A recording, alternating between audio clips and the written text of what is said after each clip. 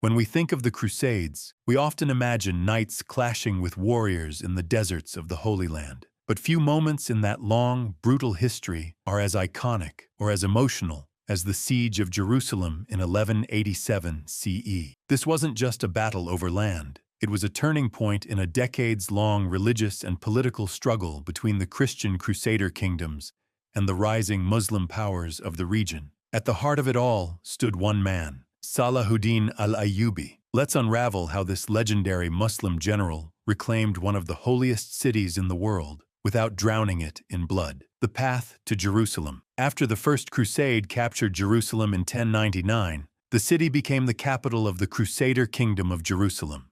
But for nearly 90 years, Muslim leaders across the region watched, waited, and dreamed of taking it back.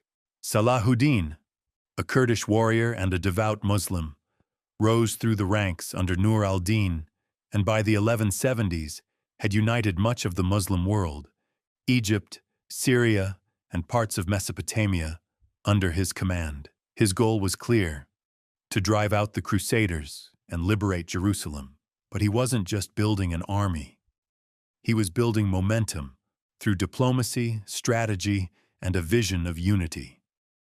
His chance would come after the Battle of Hattin in July 1187, where he dealt a crushing blow to the Crusader forces and captured King Guy of Jerusalem. With their army shattered, the city of Jerusalem stood vulnerable, but taking it wouldn't be easy. Inside the city walls, Jerusalem in 1187 was not well defended. Most of the elite knights had been captured or killed at Hattin, but morale was high. The city's Christian population, both soldiers and civilians, prepared for a siege. Balian of Ibelin, a noble who had narrowly escaped capture at Hattin, took command of the defense. Though vastly outnumbered, he negotiated safe passage from Salahuddin to enter the city, and ended up leading the defense himself. The Crusaders patched up old walls, trained civilians, and braced for what they thought would be a brutal fight. Women and children prayed in churches. Streets were turned into barricades. Everyone expected the worst. After all, when the Crusaders had taken the city in 1099, they had massacred tens of thousands of Muslims and Jews.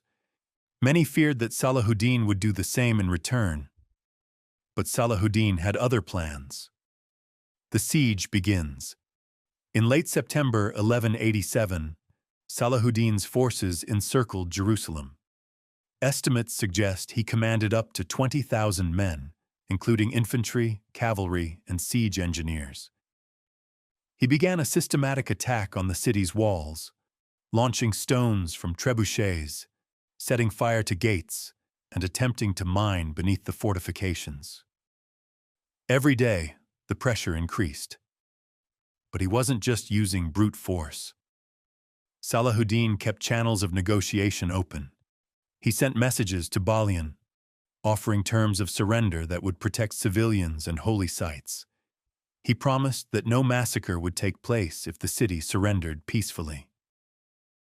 Inside the city, Balian faced a terrible choice: resist and risk destruction, or surrender and preserve life.